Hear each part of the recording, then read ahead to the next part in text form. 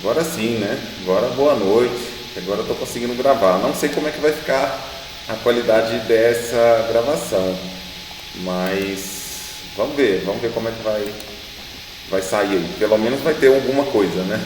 E da outra vez não teve. Professor, confere o áudio aí, porque a gente tem alguns colegas aqui que costumam colocar. Vocês estão usando a OBS? É, né? É o A gente OBS. tem um colega aí que inventa de gravar pelo OBS e esquece o áudio. Não, o meu tá Né, funcionando. Jefferson? Tem Meu, mesmo. Pois é. o meu tá funcionando porque eu tenho dois canais no YouTube e eu uso o OBS e o Church Cut para editar. Então, essas partes aí de esquecer, acho que eu já esqueci.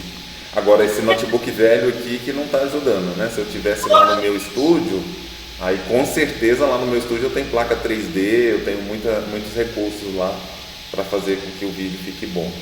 Mas vamos lá, gente, repetindo aí para quem chegou um pouquinho atrasado, né?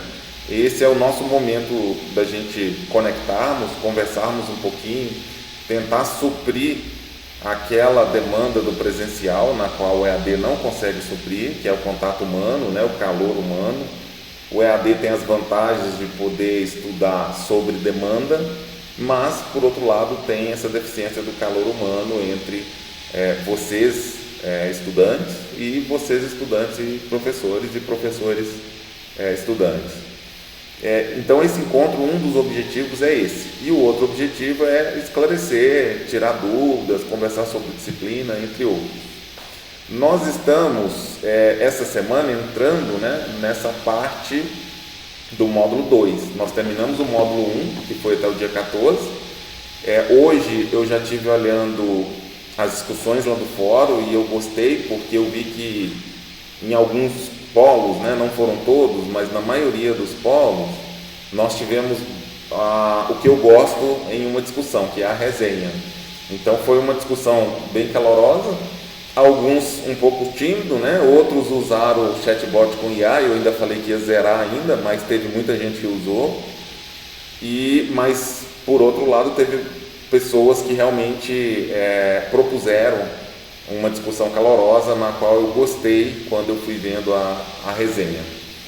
E a outra atividade também já está lançada, eu acho que ainda não aparece para você, salvo me engano, ou talvez sim.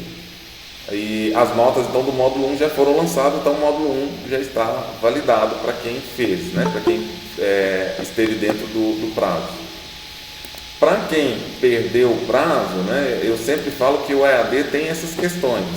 Não é um curso que você vai bater cartão. O que é bater cartão? Fulano presente, ciclano presente, Beltrano faltou. Ou seja, a gente não tem essa chamada todo dia, você não precisa estar ali todo dia. Mas, por outro lado, nós temos a questão, né, das metas a ser cumpridas. E aí essas metas eu sou bastante rigoroso quanto a essas metas.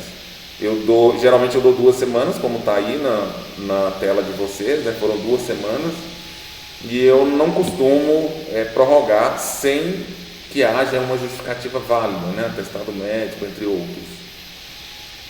Então nós terminamos esse módulo 1 e agora nós vamos começar o módulo 2, né? E aqui no módulo 2 nós vamos falar sobre o professor e o seu espaço. Vamos falar sobre tempo. Aí eu estou falando que esse computador não está ajudando.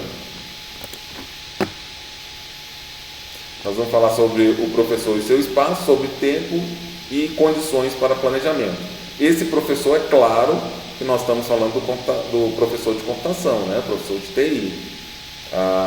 E aí nós temos um prazo. Aqui está errado, né? Não, está errado não, está certo. Está correto, eu que olhei o início aqui. E aí nós temos um prazo para cumprir. E nesse módulo, ele é um pouquinho mais curto que os outros, ele só tem uma atividade avaliativa, que é um questionário.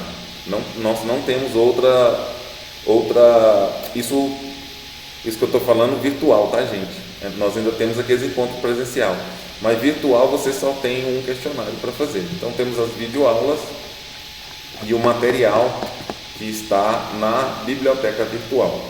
Como eu falei no primeiro encontro síncrono, a disciplina está toda exposta para vocês, toda liberada. Mas eu não recomendo pedagogicamente que vocês entrem e façam tudo de uma vez. A recomendação é que faça um módulo, concluiu esse módulo, faça outro módulo, concluiu esse módulo, faça outro módulo. Então não vai direto em todos os módulos ou lá na frente depois voltar.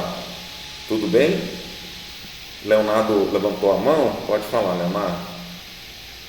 Boa noite, professor. Boa noite, turma. Boa noite. A dúvida é a seguinte: num grupo que a gente participa, foi pontuado que a gente também teria necessidade de pontuar considerações lá no fórum de discussão. E eu, humildemente, compartilhei com os colegas que, no meu entendimento, não era obrigatório. Não era considerado uma atividade avaliativa. Era obrigatório. É isso mesmo? É obrigatório. Além de você comentar, você tem que discutir as postagens do colega de vocês, porque senão não é fórum. Não, né, não, eu estou me referindo, não é ao fórum de avaliativo, é o fórum de dúvidas. Não, o fórum de dúvidas não é avaliativo, né? Ele não é avaliativo e também não gera frequência. A minha consideração foi essa. Com relação a outra atividade que o senhor pontuou lá, que era para fazer os comentários, inclusive, né? Essa aí ficou entendido. Uhum. Uma consideração que eu gostaria de fazer é que, na hora que a gente vai fazer agora as participações, está restrito por polo.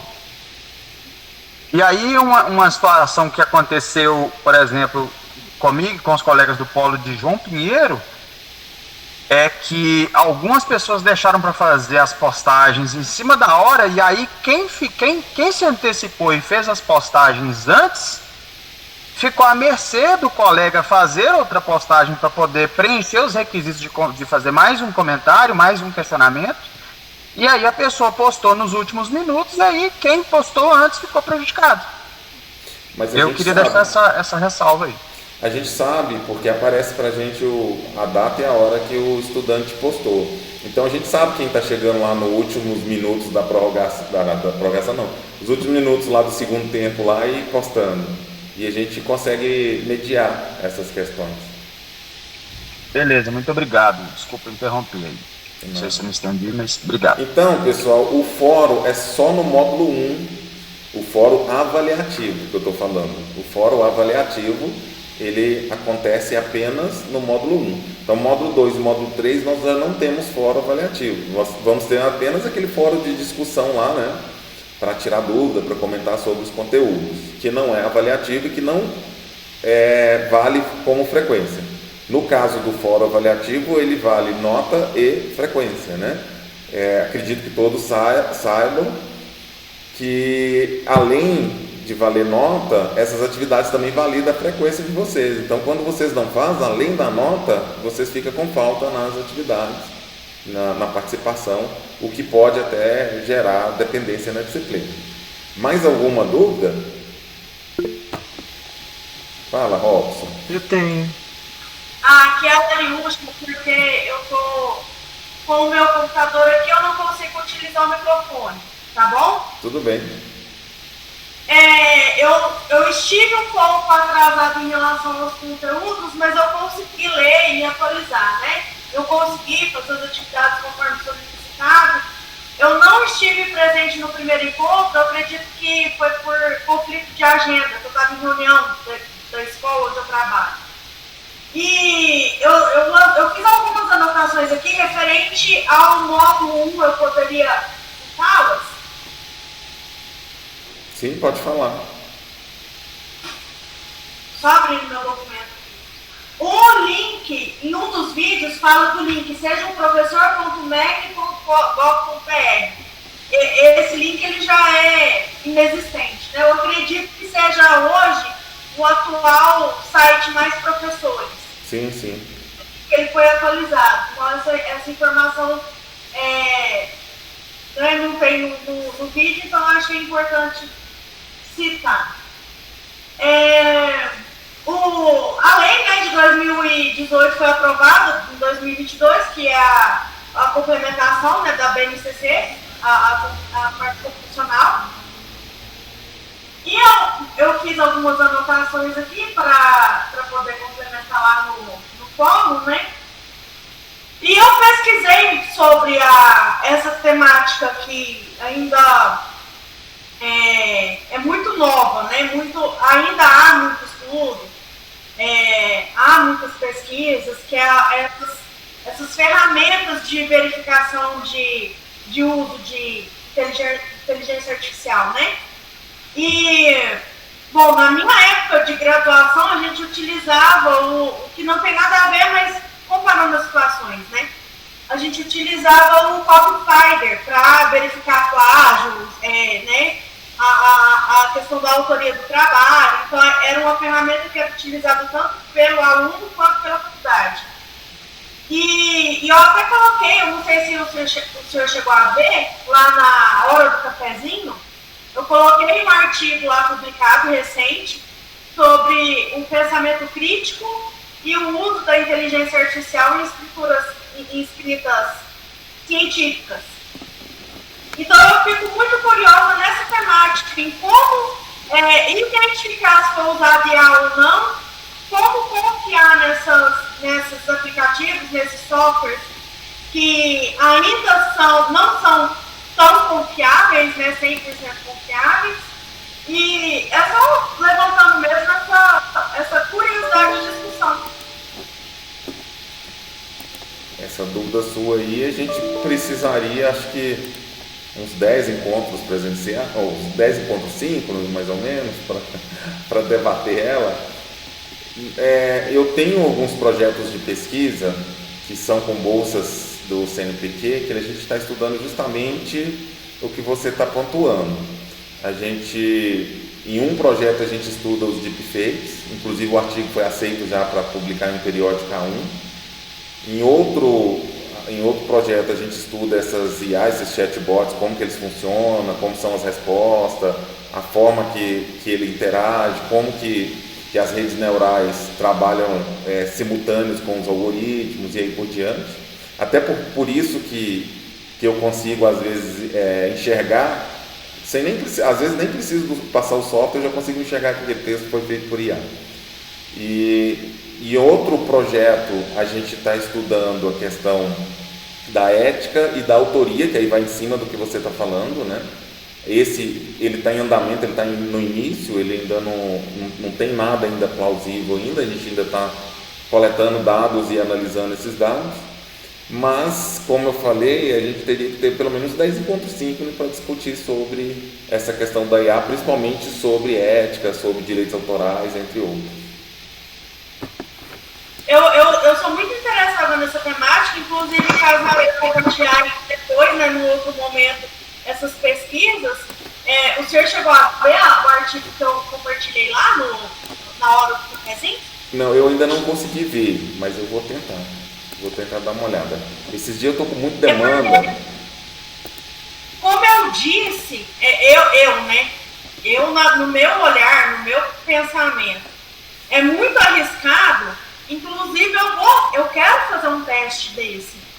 É muito arriscado, no meu ponto de vista, ainda, né, colocar um texto numa ferramenta dessa, que eu imagino que seja similar ao Copyfinder, mas para verificar, né, o uso da IA. Colocar um negócio numa ferramenta dessa e a ferramenta te dizer se foi IA ou não e confiar integralmente nisso. Então, o artigo fala dos 6 critérios analisados, né, em 2 grupos de estudo com análise, né, qualitativa, sobre a identificação do pensamento crítico nas escritas, que é o principal diferencial de um texto feito